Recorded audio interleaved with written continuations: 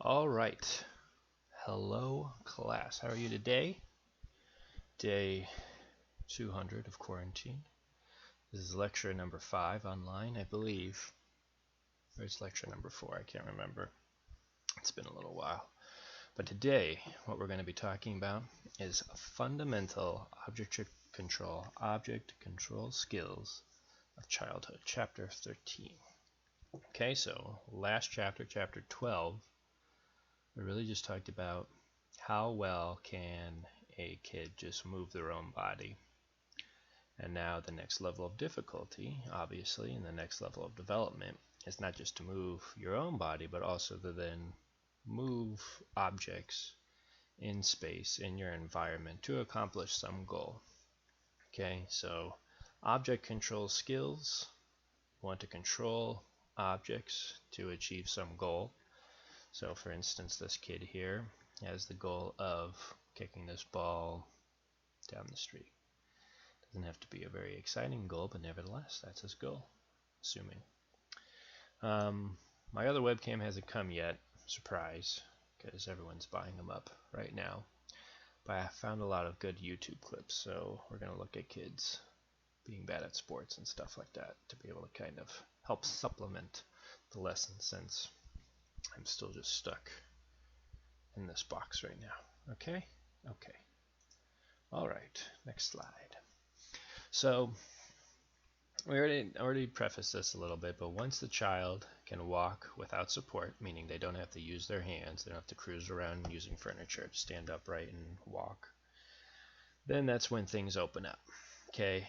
And also as improved eye-hand and eye-foot coordination develop, and that's really just about developing this kind of perception of the outside world and how my hand and my body in space are oriented to that world. Okay? And then if I see something, I want to grab something, so I very appropriately have a baseball with me today. I reach for it. That's coordination between what I see, where I perceive it to be in space, and then using my hand to get to that XYZ coordinate, right? It's not something that you're initially born with, as we talked about in the visual system. The ability to even track a ball as it moves in an arc, requiring the muscles of the eye that move the eye in the X and Y plane need to be synergistically controlled so that you can follow a ball that travels in an arc, right? So things like skills that you want to develop, such as overarm throwing, 1 and 2 hand catching, striking with implement, hitting a bat or using a racket, or striking with body parts, so dribbling, kicking, volleyball, spiking, or setting, any sport basically. These are all things that require the ability to, I'm covering up whatever this is. Oh yeah, young girl playing basketball. Being able to do this. So in order to accomplish all of these goals, to be able to participate in these sports, you have to develop certain eye-hand coordination. And what's interesting is that regardless of what type of skill a child learns, fundamentally, it's not like this isn't so much sequential. Like you don't have to do each thing in order. It's very, again, highly variable, just like when we talked about how kids learn how to walk, crawl, or creep, or all these things. You don't necessarily have to go through each stage to accomplish each thing at a certain sequence. Okay, you can kind of go through one stage and then develop that in a more advanced fashion than another stage. But obviously, something like a baseball pitch has many different components to it.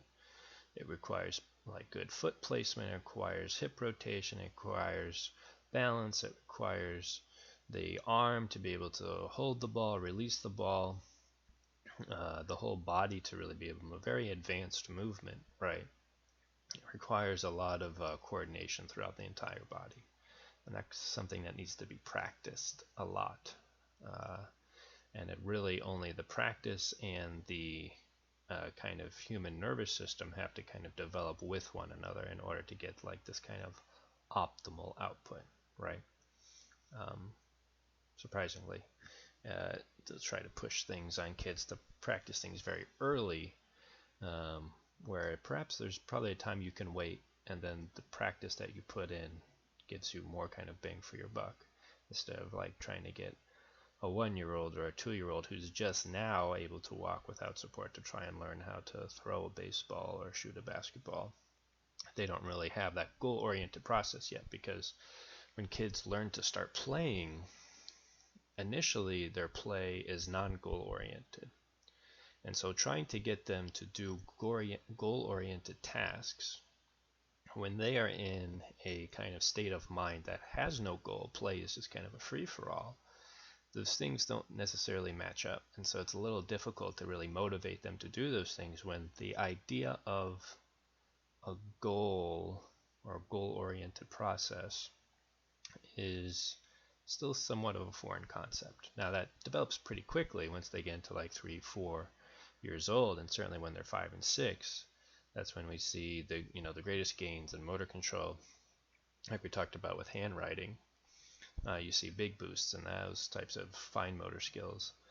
An idea of a goal-oriented process, such as playing a sport, is something that is now something they're very sensitive to, and they kind of understand. Obviously, their communication has also improved tremendously, and their comprehension has also improved tremendously. So it's around that time frame that sports are perhaps something that's will really help develop these skills at that time, versus trying to do it when they're 1.5 or 2 years old. Okay, let's move on. Ramble. Okay. So here you see we're going to start with overarm throwing.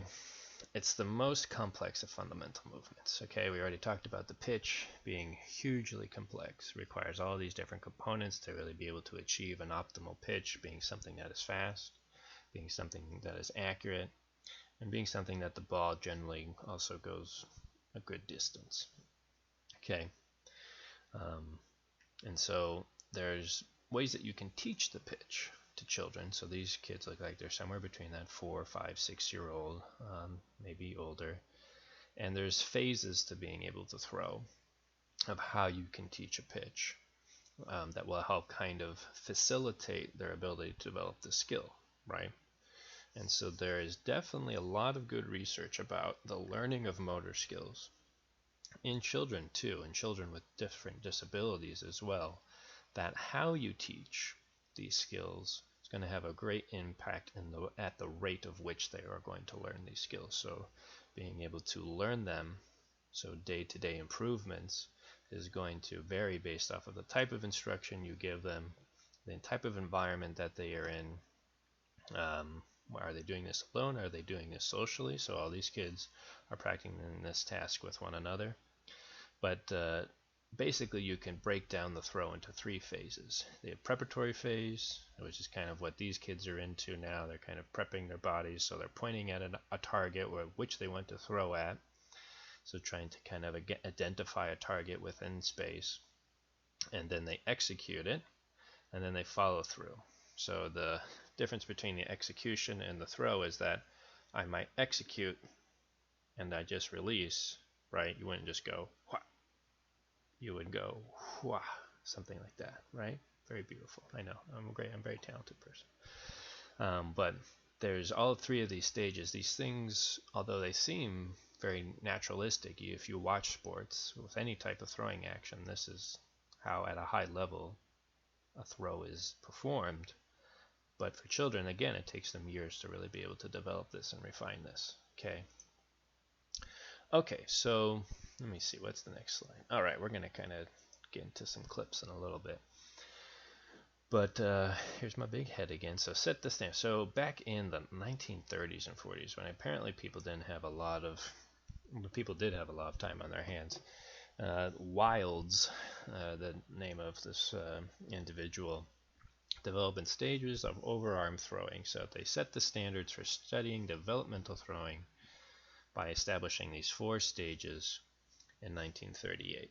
Okay, so I don't know how easy it is for you to see on this screen, but if you're following along in the PowerPoint, You can read that stage 1. This is in 2 to 3 year olds. The throwing arm is pretty much the dominant arm. There's a little bit of a preparatory phase. The thrower faces the direction. If you want to get a good throw, you're not going to be facing what you're throwing to. You're going to be kind of have your body turned and you're going to throw. All right, so movement, a throw in a young child, so this 2 to 3 years old, is going to be very much just like this. Okay, but as they get older, you develop through these stages where now the body becomes more fluid, and instead of going in this anterior posterior direction, it's also being movement throughout the horizontal plane or the transverse plane as well, right? So it's a combination of anterior, posterior, and the horizontal. That's going to be able to, it's a sign of development through or progression through these different phases, right? So a kid going just like this versus a kid now kind of using their whole body, so twisting through the trunk and also throwing through with the arm, or throwing with the arm in this anterior posterior plane, is a sign of that development. Okay, and also being able how they coordinate their feet, so they start to step with one foot into the throw, and then the body starts to pivot through the horizontal plane, and then the arm starts to follow through in the anterior posterior plane, or it's executed and then follow through in that anterior posterior plane. And you see just all of this is broken down. Like, you wouldn't be able to really teach a kid how to do all of these different phases by telling them, okay, forward step is taken with contralateral leg. Okay, make sure now that your forward step is taken with your contralateral leg, and make sure that your trunk rotation is very evident, so really emphasize trunk rotation. Obviously, you have to break down the way that you're going to instruct these things to a kid that are a little more basic and a little more intuitive to them, right? We get to this distinction between implicit and explicit skill, and how you teach skills that are supposed to be very automatic, very quick, for a very fast and accurate goal, being that throwing a strike at 100 miles per hour is going to require perhaps teaching of that skill in a different way than trying to be very kind of technical with it. Because the way that we learn is not, especially depending on the type of skill that we're learning, trying to put more thought into the skill sometimes can actually cause you to regress in that skill, right? So an automatic movement, for those of you who haven't taken motor learning course yet, it's kind of like the final stage of learning, where you don't even have to really think about what you're doing, and you're just going to do it. But if there's been a lot of studies that have shown that you can take somebody who's really good at something and then start to make them think too much about what they're doing, and it actually makes their movements less fluid, less smooth, and they perform worse because of that. So how do you get somebody to perform something without them having to think about it? That's kind of an area of research that people have been interested in for quite some time now, and how to achieve that is something of still kind of active research, especially in young kids. Okay.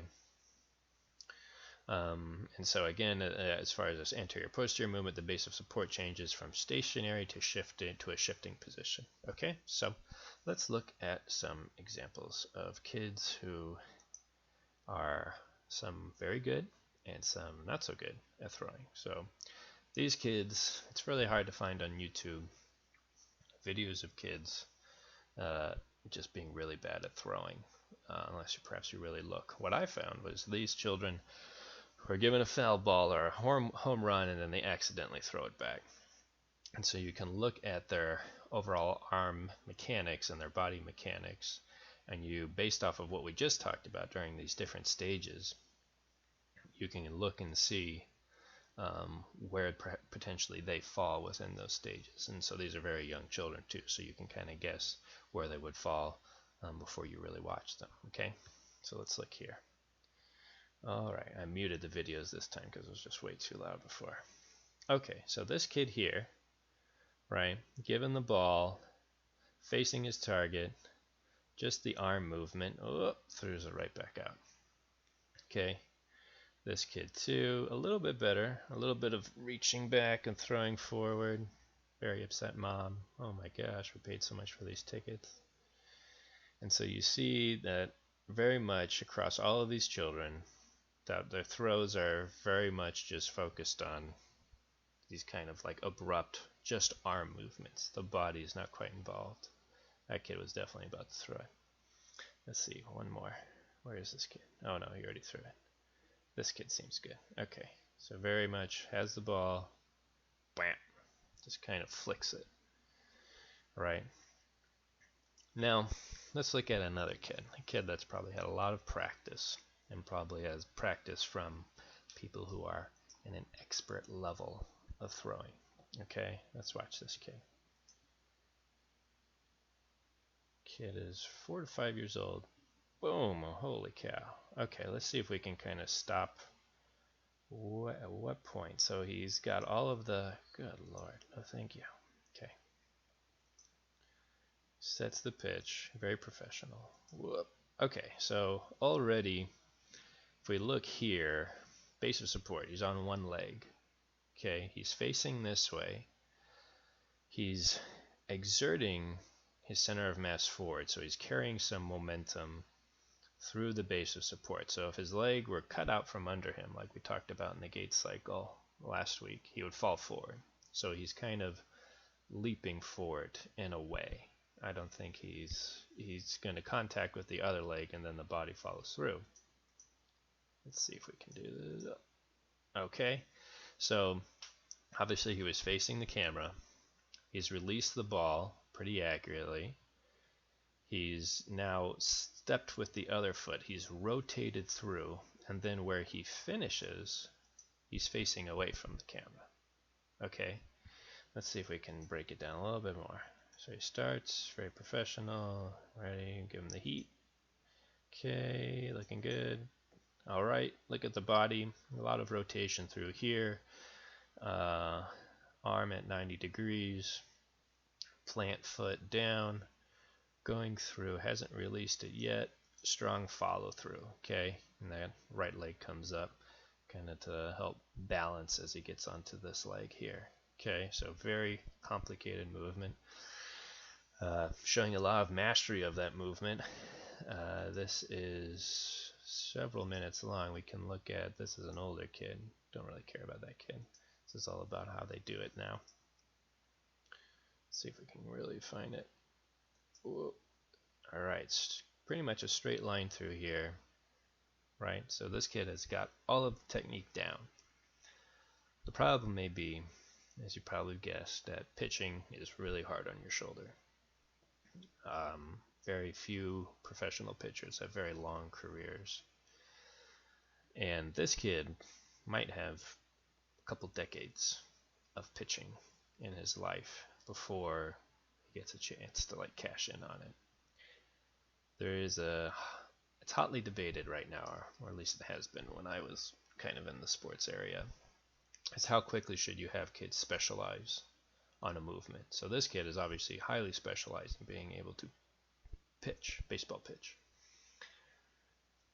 Is that a good or bad thing?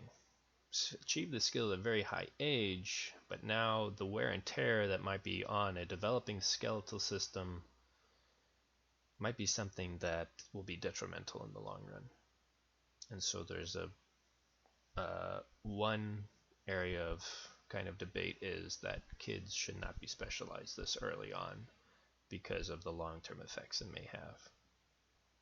That they should be playing multiple sports, and this kid most likely also plays in some kind of sports league, and that sport league might be year-round. Creating too much specialization too soon might be not great, okay, for reasons of injury of the shoulder and elbow and things of that nature, and the hip. Okay, let's go back.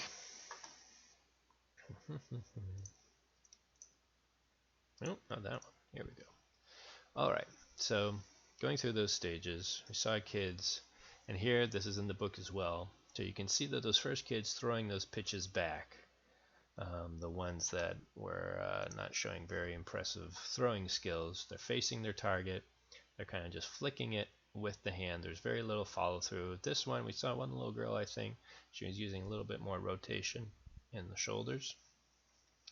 And then as they start to develop, they go through, they're facing us now, and then they're rotating through, so horizontal plane motion here. I'm going to move myself up. And then as you see, as they go through these steps or options, they are rotating through, so they're still moving from backwards to forwards, and the weight shift is going from the back to the front. So when they're here, the base of support, they're just standing on 2 feet, right? I'll move myself over here. Standing on 2 feet, right, with that base of support. Let's get my pen out again. 2 feet, very small base of support, and that's maintained throughout. Here you see a little bit more weight shift, so the weight's going backwards. The center of mass is kind of shifting backwards to forward by a very small amount. Here, base of support is larger, more anterior posterior motion, as well as kind of rotation through the trunk. Here, even more, taking a step forward, larger base of support, kind of hurtling the center of mass forward, so that basically what the feet are responsible for is catching the base of support as the center of mass is kind of traveling through to kind of put extra velocity on the ball, right? Most of the ball's velocity comes from the hips, comes from being able to rotate through the horizontal plane with all of your body, and then the arm is kind of just attached to the body, and it just kind of catapults it in a way. This is a very kind of gross way of describing how a pitch occurs. As you can see here, 1 foot, so it requires more balance, very limited base of support, plants the foot, again the straight line like we saw with the kid, compared to here, this is kind of like hurling it a little bit, this line not very good.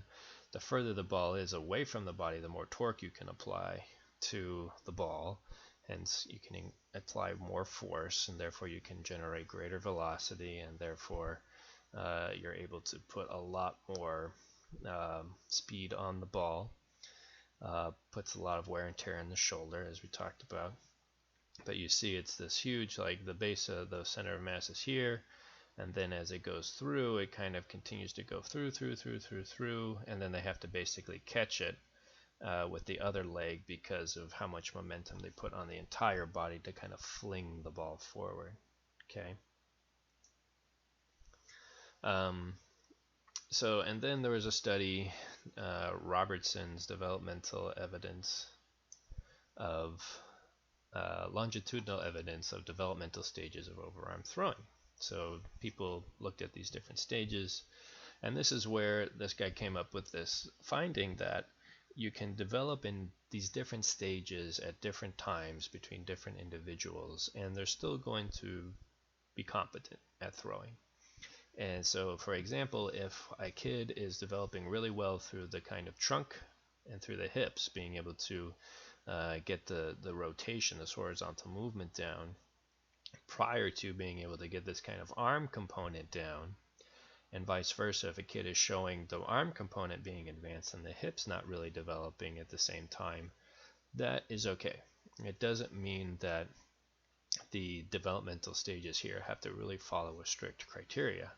And so this is for his example here. He says if one child might move ahead a stage in his trunk action while another child moved ahead a stage in his arm action, these two individuals going through the same stages within each component could look quite different at one time, but nevertheless they could still develop the skill fully. Okay, so there's no like, oh, if they're doing trunk action first, we need to kind of regress that and then really work on progressing arm action. Not necessarily the case, okay? It's because kids develop so differently. They become more in tune with how their body moves in space in different ways and at different rates. So definitely trends in throwing, 3 parameters used to measure throwing performance. The projectile displacement, how far does it go? The projectile velocity, how fast do you throw it, and then the throwing accuracy. Did you get it in the catcher's mitt, or did you take out the batter altogether? Here are some interesting statistics. So 60% of boys had exhibited a most mature throwing pattern at 63 months, so about 5 years old, and 60% of girls exhibited the most mature throwing pattern in 102 months, about 8.5 years. So important language used here. It's the maturity of the throwing pattern, not necessarily the parameters of measuring throwing performance. Okay, so that might seem a little confusing if you're looking at this and you're saying, okay, so a good throw requires these things. You can already visualize what a good throw looks like. Maturity of throwing pattern, though, is not necessarily, they should be very tightly related to one another, but a person can show a very good maturity of throwing pattern but not be able to throw it as quickly as someone who has very sloppy kind of technique, but that could be due to other factors that don't play a role. But really what this is talking about is that the stage at which boys and girls develop this kind of complex motor skill is at different times. And boys develop it earlier than girls by about 3.5 years. We're going to get into why that is, because as we talked about in the growth and maturity section, boys and girls are basically physiologically the same until they really hit those maximum growth velocities at around 12 and 14 years of age. Okay, and so they don't really have major differences in muscle mass, they don't have major differences in height, they don't have major differences in weight between boys and girls. So we can argue, or we can get based on this evidence and what we know about growth and maturity in children during this age, that this probably isn't something that is purely a physiological difference due to sex, dependent on their sex. So this doesn't have something to do with hormones, okay? Because certainly 5-year-old boys have not really reached a point of sexual maturity where they're having a high amount of testosterone circulating through their bloodstream, okay? But both genders show annual improvement, so they both learn it. We'll get to why that learning. So this is about learning. This isn't about overall performance, right? Like we kind of talked about previously. This is about the rate at which they learn it. Okay, so we already talked about this, the total body approach to throwing. So here are the kids. These kids are the ones throwing the ball back when they shouldn't be, much to their mom's chagrin. This is like a shock put. Look at this kid actually lifting off the ground. A very exaggerated motion, but the horizontal motion is there, but this throw is probably going to be very inaccurate, right? Because it's kind of all over the place. Although, the technique is kind of there as far as this horizontal motion goes. Compared to then you have what is a very, looks a little bit different than what the previous slides show, but this looks like a very coordinated and intentional movement, where this individual here really understands where their body is in space, what the goal is, and how to accomplish it. Okay. So the things that really constrain, let's move up here. The things that really constrain arm throwing is, one, the types of instructions that you give. And so this is something I talked about a little bit before, is how do you teach these skills? You have to teach them in a way that are kind of kid friendly and that they can understand intuitively how this is supposed to work. They don't care about really how much force or the friction of the ground and things like that. They play a big role, but they're not at that level, nor are many people, okay, unless you're like a scientist in throwing, okay.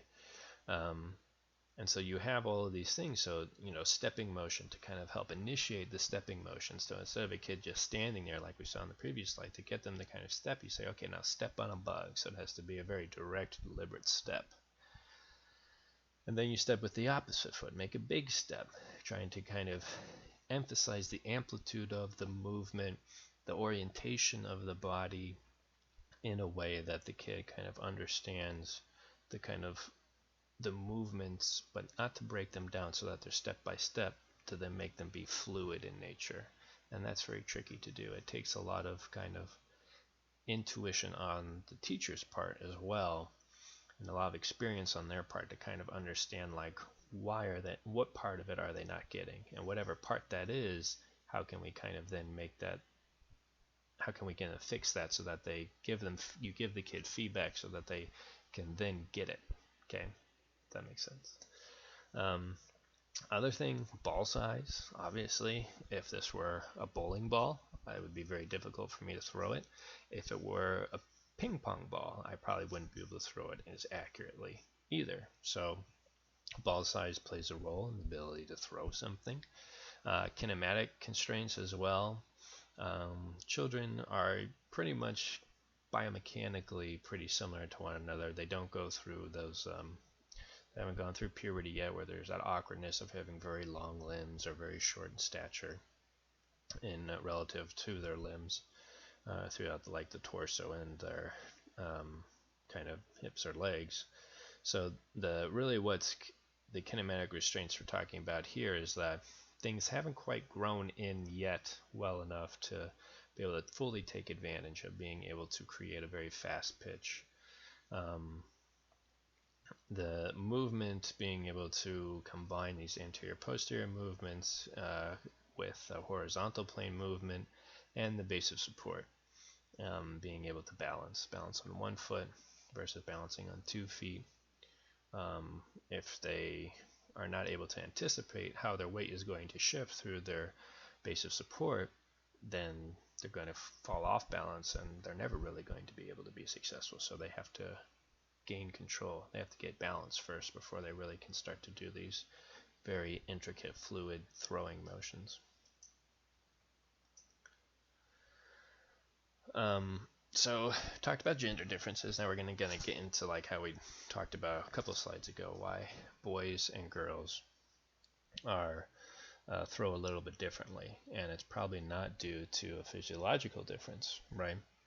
So the gender difference, if you look at the overall performance, it had the greatest effect. So you could determine how much farther or how much better a throw was, whether based upon whether the thrower was a boy or a girl.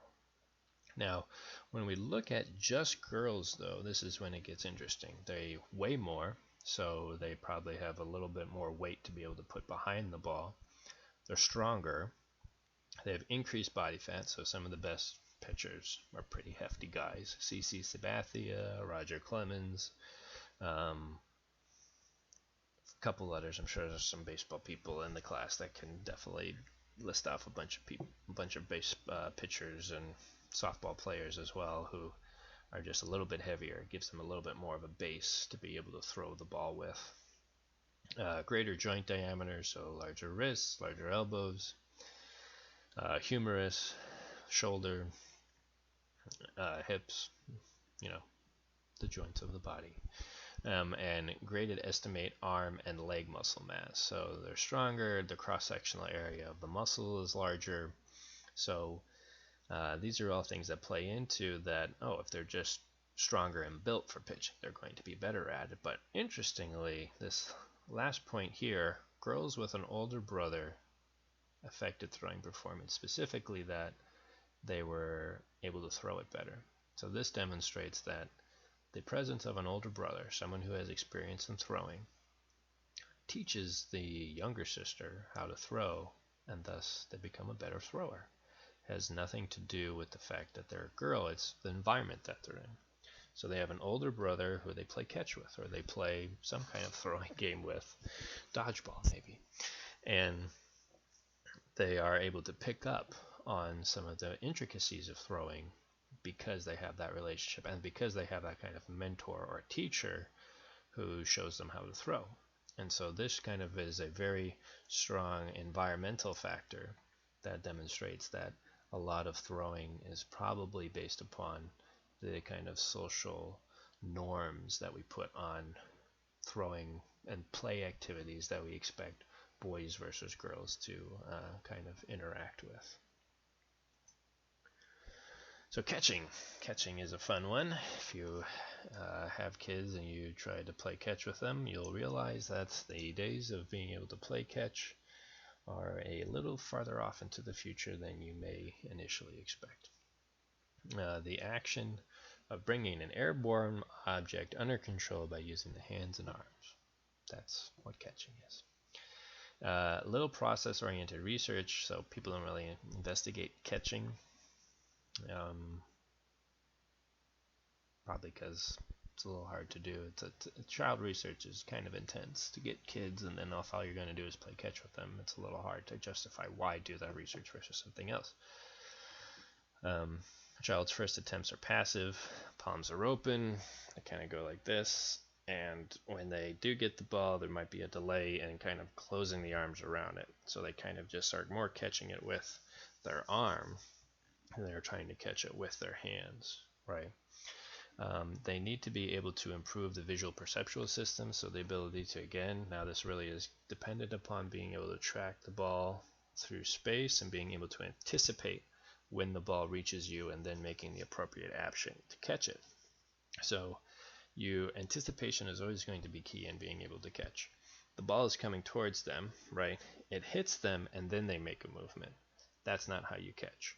You catch by basically being able to anticipate that when the ball is about to reach your hand, you make some motion to be able to catch it. If you just relied upon the tactile sensation of being able to catch a ball, you would probably be very inaccurate at catching, right? So you could try this experiment. I wouldn't really recommend it, but you could try it at home since, what else do you have to do today?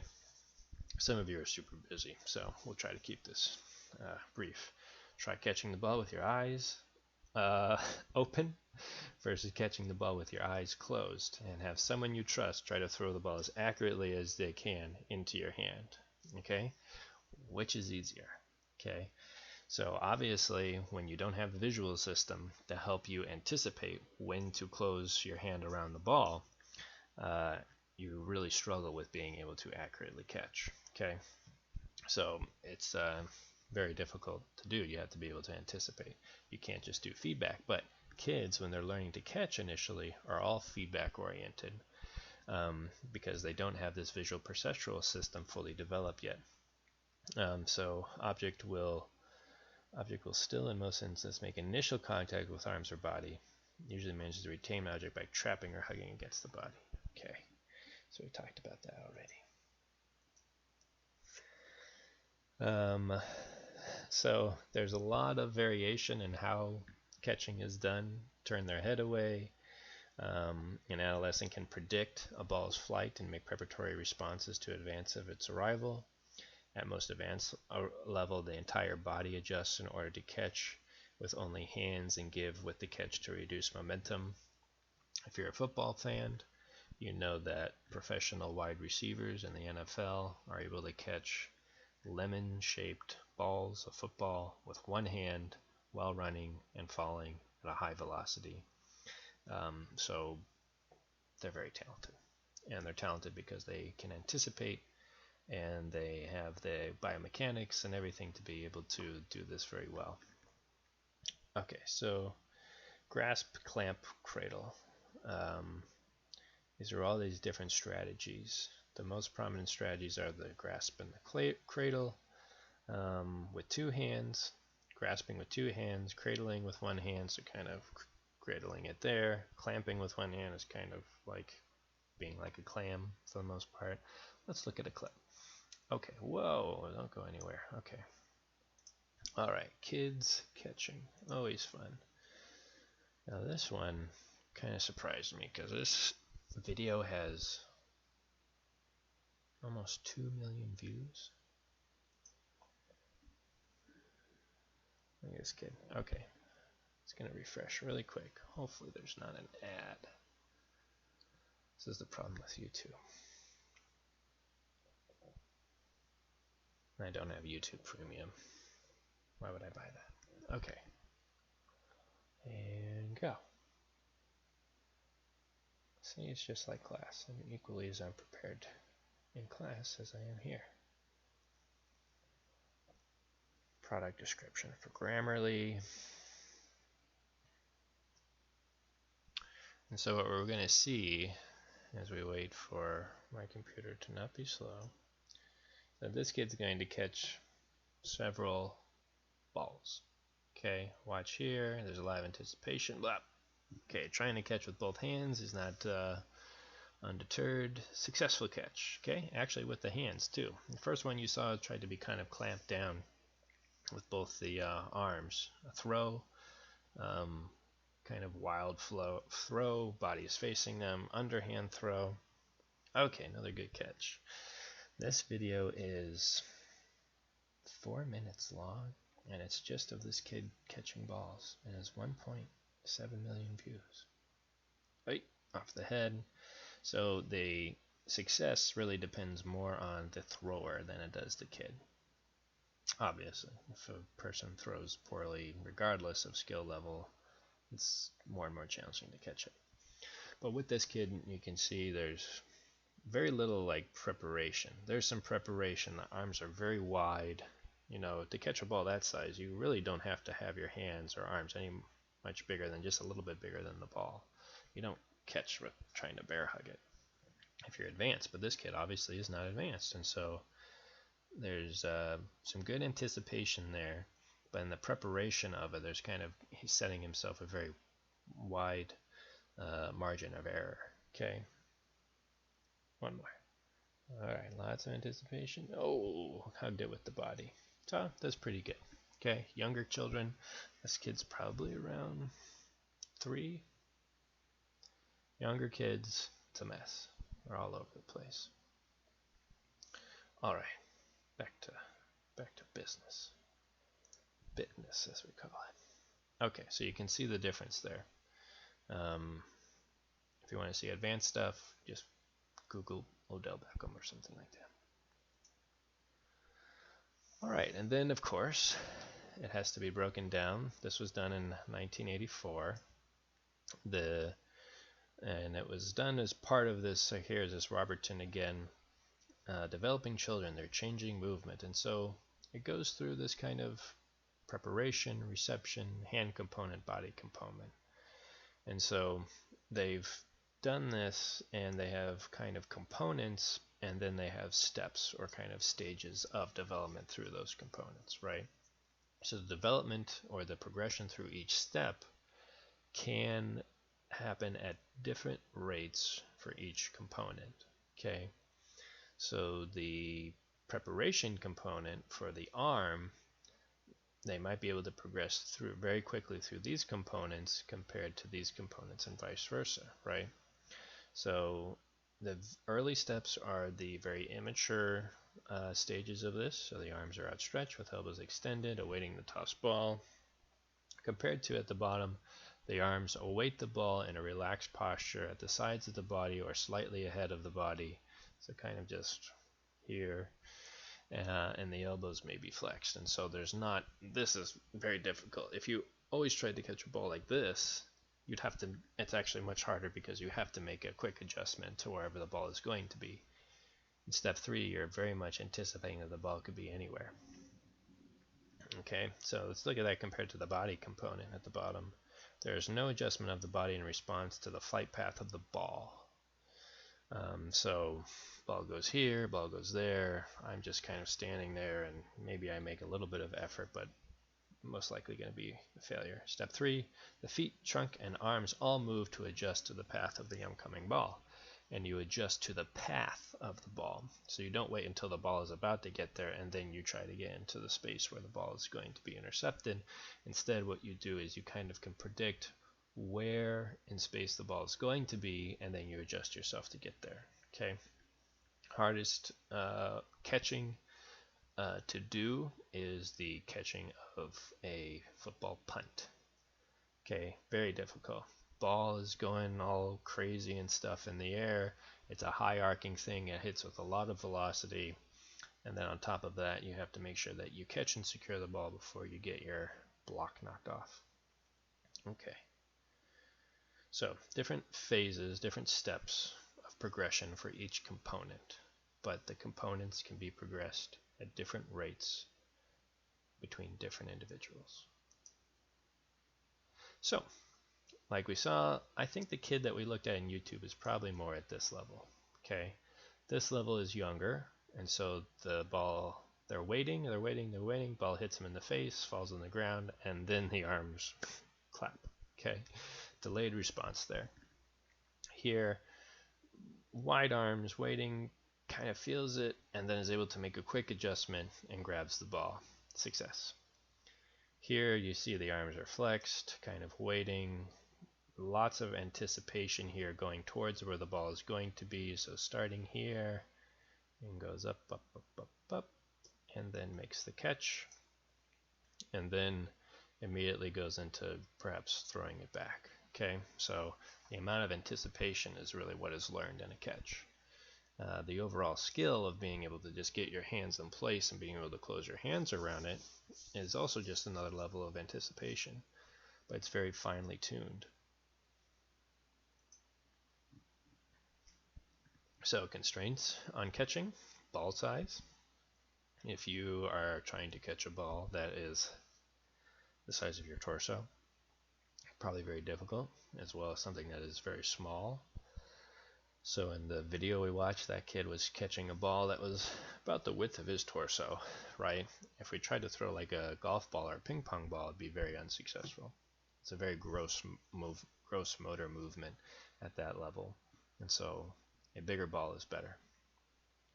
Color of the ball and background: they were throwing colorful, different colored balls in that video. Contrast and preferred color of the ball: kids will definitely tell you what is the right way to throw and what thing they best prefer. That level of autonomy is actually very important for learning. Vision and viewing time: so less time, less catches.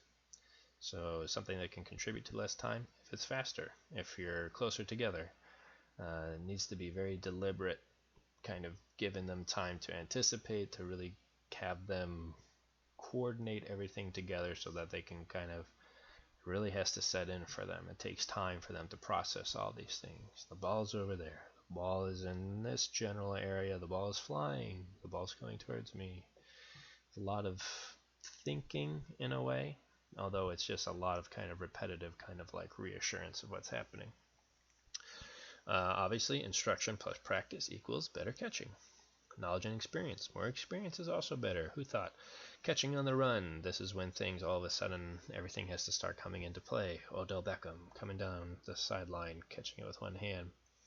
Catching with a glove: so when you catch with a glove, the glove obviously is not going to give you as much the amount of sensation compared to if you're catching with your bare hand, but trying to catch a baseball on the run with your bare hand, a little painful. Okay. The ability to be able to catch and hold the ball with a glove on is also going to be dependent on your grip strength, right? So being able to just get the ball, if the ball hits the glove, like at the edge, right? The edge of the glove, so it's not really in your fingers, it's more just in the glove. You really have to be able to clamp down on it so that the ball does not escape the webbing of the glove, right?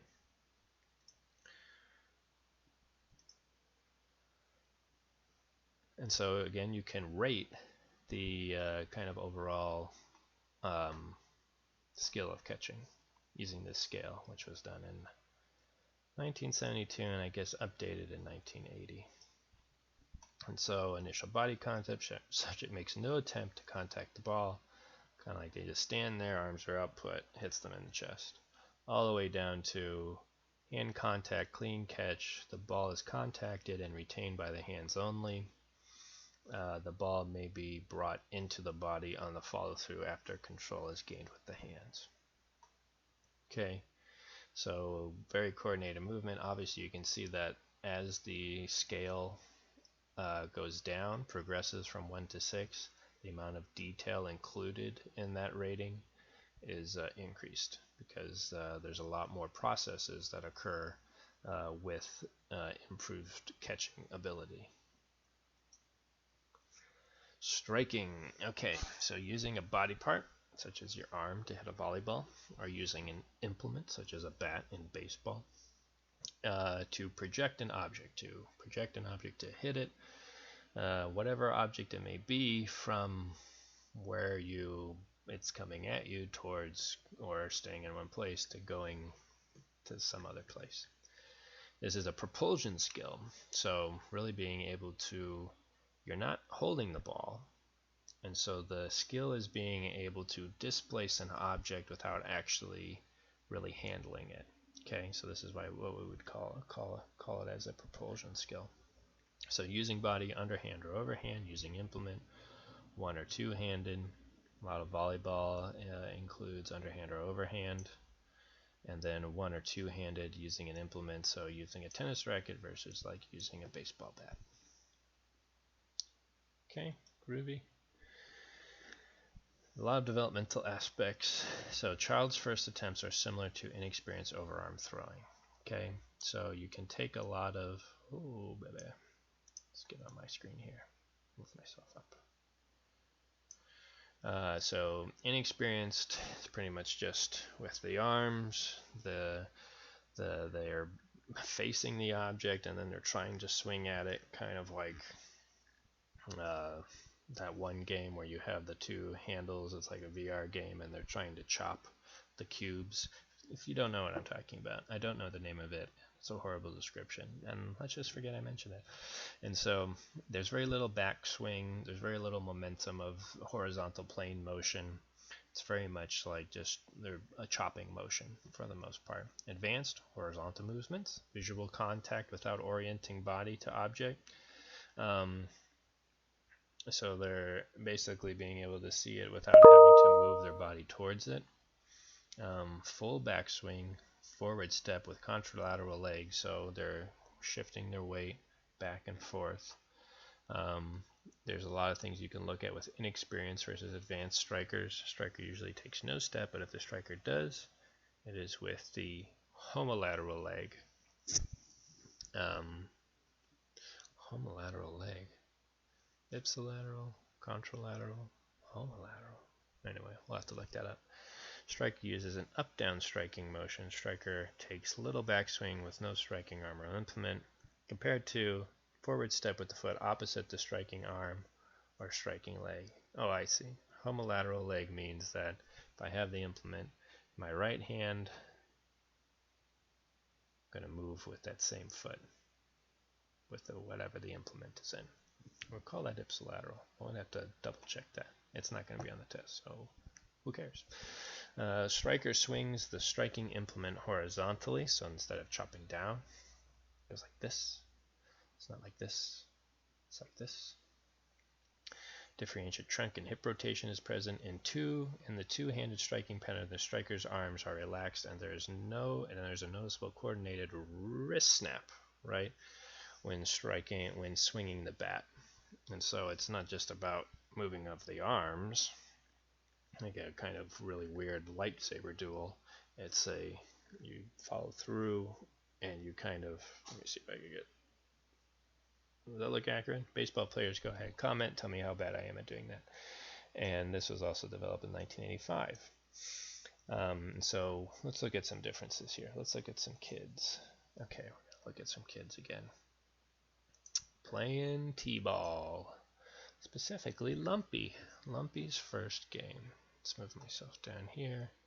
Don't know which one is Lumpy. We played games. Okay, I think that's Lumpy. Let's go back.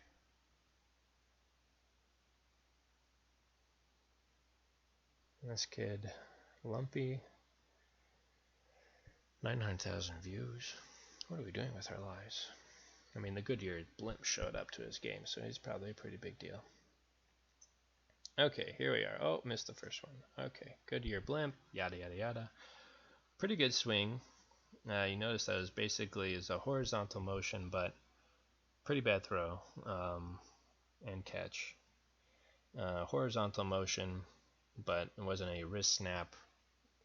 There's not a lot of movement through the body, so being able to combine the forward step with the horizontal swing is the most challenging part.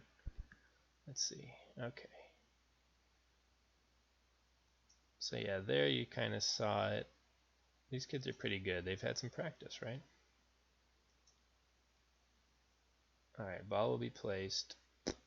tops the ball. So they're not super good at being able to just connect with the ball in kind of the sweet spot, and then completely misses the plate or the base. Completely misses the ball, so they're not even really thinking about the task for the most part. They're just thinking about very good hit, much better. And then this is just a mess. Right, a lot of things you can see if you watch T-ball, if you have kids, and eventually, well, once they have tantrums and then they have to go to the bathroom,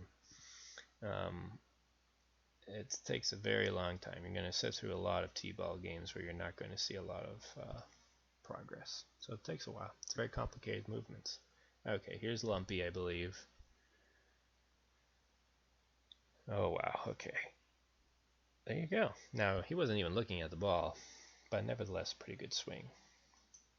Much like the other kid who was really good at throwing, there's routines there, and there's kind of structure there into how they're learning to swing and hit the ball. Okay, so that was Lumpy. So let's look back at our table here now. We can look at kind of compare. So here, we didn't really see anybody kind of doing these kind of chopping motions where the ball kind of, the bat starts up and it comes down like that. So this is very much in the Y plane. Here, this was pretty much like Lumpy. I mean, this is T-ball, so this kid missed. These kids are not ready to be able to anticipate a ball coming and then swinging at it. So this is probably around 7 or 8 years old. Comment down below if you know better than I do. And then finally, once you're able to do this consistently, you're much older and you've had probably swung the bat many times, right? And so you can see the differences here. Wider base of support in this kid. The motion is centered around here, but then there's also a step through from backwards to forwards, using that body momentum to propel the ball into the stands. Dribbling. So dribbling here, this kid is slapping at the ball. There's not a lot of anticipation, so they're just kind of waiting for it to come up, and they hit, and they hit, and they hit. A lot of times they can also whiff, so they don't even hit the ball, and then they have to kind of chase after it. Here you can kind of see that the ball stays in the hand a little bit more for this dribbler, so there's a kind of anticipation as the ball comes up that they're going to throw down. Ball comes up, throw down. Much more kind of a handle of the ball versus just a kind of hitting of the ball, because you still want to have control here when you're dribbling. Kicking a ball. So another sport that a lot of parents love to watch their kids play, or not so much, is soccer. And so there's stages in hitting a ball that's just in sitting there versus hitting a ball that's moving through the air, like punting the ball or drop kicking the ball. Obviously, place kicking is much easier than punting. Let's look at a video. One last video. This is a little bit longer of a video, but I think I'm trying to enrich it with kids being bad at sports. Okay, this kid. You can see here in this kid going through cones is going to end the drill by kicking the ball. Okay, so kind of, if we see here, plants the foot very much over, the body is over that foot, and then the foot is forward. So it's kind of like they stop and then kick. This kid's actually much more fluid than what we'll see in the next slide. But it's kind of a little anticipation, kick the ball while it was in front of them, so the foot wasn't necessarily next to the ball. So this kid's actually pretty good. This kid back here, if you watch the rest of the video, this starts running around in a circle the entire time and never actually hits the ball. Riveting. And so here what we see is that kids will kind of stop and then kind of push and flick the ball with their foot, right? And they're kind of hitting it with the toe, and the ball doesn't really go very far, and then they kind of follow through. And so they kind of step behind the ball and then they hit the ball. This is kind of like what we saw with that kid in the video. And then as they get better, they take an approach step. So this kid we saw in the video was doing more of this, where they were kind of took this approach and then hit the ball, whereas this kid is standing there, might take a step and then hit the ball. So it's very kind of like step-by-step process where it's stand, step, kick, versus these things are happening more kind of all together.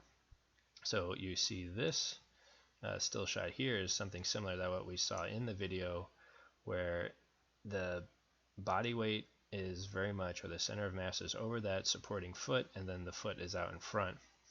If we look at the advanced person here, this individual takes that step and the body is almost kind of trailing behind the base of support, but of course their body momentum is moving forward, so they're letting the foot come forward and they hit the ball and they practically take flight, and then their body goes forward and now their center of mass is almost ahead of this plant foot, and then they come to stand, right? So this is at a much higher velocity. They plant, follow through, have the foot kind of be propelled forward by the kind of planting and twisting motion of the body, hit the ball, goes very far, and it's a much more dynamic movement. It's not, it's something that's much more fluid as well. So the smoothness of movement, you can't pick apart the steps here very easily until you're able to take it by a shot process. Okay, there's a lot of extra steps in younger stepping as well. Okay, oh, and the drop kicking. Alright, so this is the last one. See, this kid just kind of stands there, kicks it. Almost looks like a kind of ballet move there. Body kind of twists a little bit. Ball probably doesn't go very far. This is assuming that they hit the ball. Oops, kind of blinding you there. And then this kid here grabs the ball, kicks the ball. A little bit more of a little better approach, but not really too much of an approach. Just kind of stands there and kicks. Body is always kind of over this base of support. Right. Just it looks a little bit more controlled compared to this is a little more all over the place. And here, there's a step. That's right. So they're planted here, then they take a step with this foot, then plant that leg. The body is kind of behind the base of support, and they follow through as the body continues to be propelled forward, kind of using that momentum to translate the kind of overall momentum of the body through the foot to the ball, and then the ball takes off and then they land without falling. So a lot more balance here than here and here, but this still requires a considerable amount of balance to be successful. Okay, that was chapter 13, the ability to control objects in space for some kind of goal-oriented process, i.e. sports. We're going to get into more about youth sports in the next lecture. However, that'll be a couple weeks from now, because next class, virtual class, we're going to have exam 3. And so that will be, I'll be talking about that through Canvas. Yeah, and also we're going to talk a little bit more about the paper. If anybody gets this far in this lecture, I can kind of look up the YouTube stats, and I think about everybody on average is watching the video about 15 to 20 minutes. Oh well. It's here for you. I'm here for you as well. If you need anything, you want to talk anything, if you want to send me your paper and I can look it over, I'll do that. Unless you're not my student, and you're just watching this for fun because you're in quarantine like the rest of us, don't send me anything. Okay. Stay safe, everyone. Stay well. See you next week. Okay? Later.